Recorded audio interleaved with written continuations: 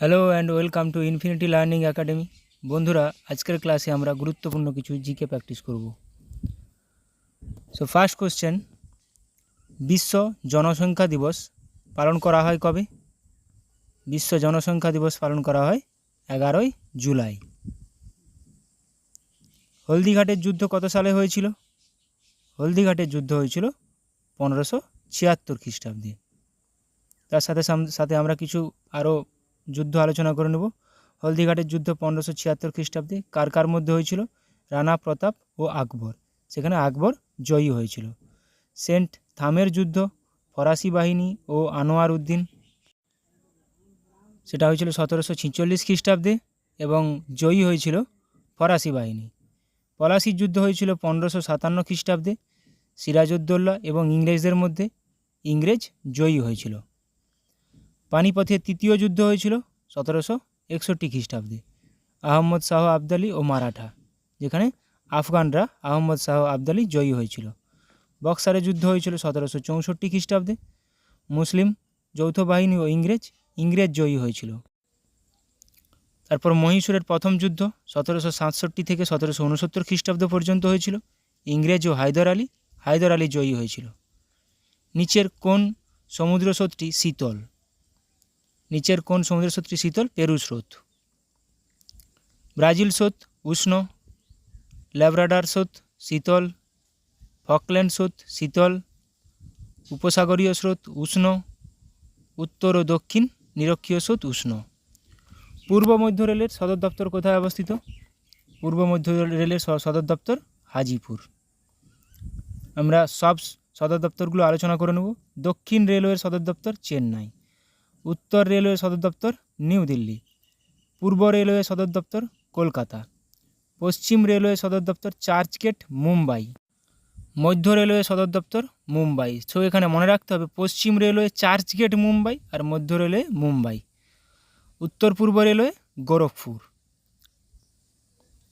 দক্ষিণ পূর্ব railway garden rich Kolkata, উত্তর পূর্ব railway Maligaon Guwahati, দক্ষিণ মধ্য রেলওয়ে সেকেন্দ্রাবাদ, পূর্ব মধ্য রেলওয়ে হাজিপুর,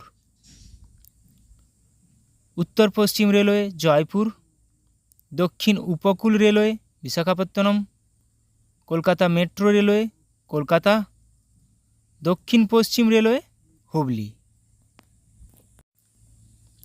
উত্তর মধ্য রেলওয়ে এলাহাবাদ, দক্ষিণ পূর্ব মধ্য রেলওয়ে বিলাসপুর, পশ্চিম মধ্য রেলওয়ে জব্বলপুর, পূর্ব উপকূল রেলওয়ে ভুবনেশ্বর, ইস্ট কোস্ট যেটা বলে ভুবনেশ্বর। কোনটি ভারতের দীর্ঘতম সেচ খাল? ইন্দিরা গান্ধী খাল। সেনাবাহিনীকে কখনো সেতুতে মার্চ করতে দেওয়া হয় না, কারণ কি? অনুনাদ সৃষ্টি হয়, ফলে ব্রিজটি ভেঙে যেতে পারে। কততম সংশোধনীতে পঞ্চায়েতি রাজ ব্যবস্থা সংবিধানের স্বীকৃতি পায়? 73rd constitution amendment 73rd। আমরা কিছু সংবিধান সংশোধনী দেখে নেব। 42তম সংবিধান সংশোধনী 1976 খ্রিস্টাব্দে হয়েছিল। এখানের মধ্যে দেখো মৌলিক অধিকারের চেয়ে নির্দেশমূলক নীতির প্রাধান্য বেশি দেওয়া হয়েছিল। 10টি মৌলিক কর্তব্য সংযোজন করা হয়েছিল। লোকসভার কার্যকালের মেয়াদ 5 বছর থেকে বাড়িয়ে 6 বছর করা হয়েছিল। সমাজতান্ত্রিক, ধর্মনিরপেক্ষ, একতা ও অখণ্ডতা নতুন শব্দগুলি সংযোজন করা হয়েছিল। 44তম সংবিধান সংশোধনী 1978 সালে হয়েছিল। আবার লোকসভার মেয়াদ 6 বছর থেকে কমিয়ে পূর্বের ন্যায় 5 বছর করা হয়েছিল। এখানেই সম্পত্তির অধিকারকে মৌলিক অধিকারের পরিবর্তে আইনগত অধিকারে পরিণত করা হয়েছিল। 352তম অনুচ্ছেদ সংশোধনী অনুসারে জরুরি অবস্থা জারি করার সময় সশস্ত্র সেনা নিয়োগ করা যাবে, এটাও এখানে উল্লেখ করা হয়েছে। 52তম সংবিধান সংশোধনী 10ম তফসিলটি সংযুক্ত হয়েছে। অ্যান্টি ডিফ্যাকশন ল 61তম 1989 খ্রিস্টাব্দে হয়েছিল। লোকসভা বিধানসভায় ভোটদাতার বয়স 21 থেকে কমিয়ে 18 বছর করা হয়েছিল।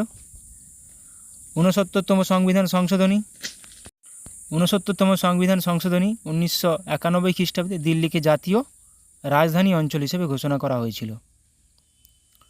পঞ্চবার্ষিকী পরিকল্পনায় চূড়ান্ত সম্মতি কে দেন? জাতীয় উন্নয়ন পরিষদ, ন্যাশনাল ডেভেলপমেন্ট কাউন্সিল। নীল নদের উৎস কি? ভিক্টোরিয়া হ্রদ। আমরা আরও কিছু এখানে বিভিন্ন নদী ও তাদের উৎস ও মিলনস্থল দেখে নেব। গঙ্গা, গঙ্গোত্রী হিমবাহ, বঙ্গোপসাগর। গোদাবরী, ত্রিম্বক পর্বত, বঙ্গোপসাগর। কাবেরী, ব্রহ্মগিরি শৃঙ্গ, বঙ্গোপসাগর।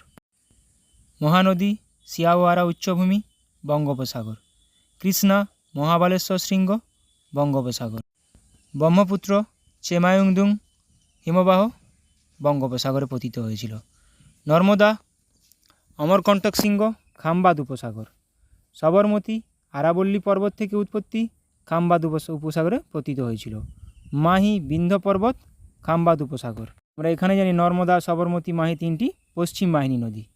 সিন্ধু, সিনকাবাব, উষ্ণ প্রস্রবণ, আরব সাগরে পতিত হয়েছিল। রসায়নবিদ্যার জনককে? রসায়নবিদ্যার জনক রবার্ট বয়েল। আমরা আরও কিছু জনক দেখে নেব। WWW বা ওয়ার্ল্ড ওয়াইড ওয়েবের জনককে? Tim Berners-Lee. অঙ্কের জনককে? আর্কিমিডিস। অপরাধ বিজ্ঞানের জনককে? ল্যাম্ব্রাসো। অর্থনীতির জনককে? Adam Smith. ভারতীয় অর্থনীতির জনককে? এটা আমাকে কমেন্ট করে জানাও। আধুনিক অর্থনীতির জনককে? পল স্যামুয়েলসন। ইংরেজি নাটকের জনককে? শেক্সপিয়ার। ইংরেজি কবিতার জনককে? Geoffrey Chaucer. ইতিহাসের জনককে? হেরোডোটাস। ইন্টারনেটের জনককে? ভিন্টন গে কার্ফ। ইমেলের জনককে? Ray Tomlinson. কম্পিউটারের জনককে? Charles Babbage. ক্যালকুলাসের জনককে? Isaac Newton. গুগলের জনককে? Sergey Brin.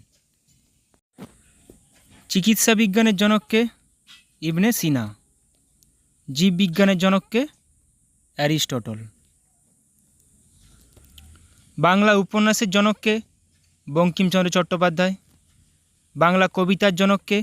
Michael Madhusudan Dutta. Bangla গদ্য ছন্দের জনককে? রবীন্দ্রনাথ ঠাকুর। বাংলা গদ্যের জনককে? ঈশ্বরচন্দ্র বিদ্যাসাগর। Thank you.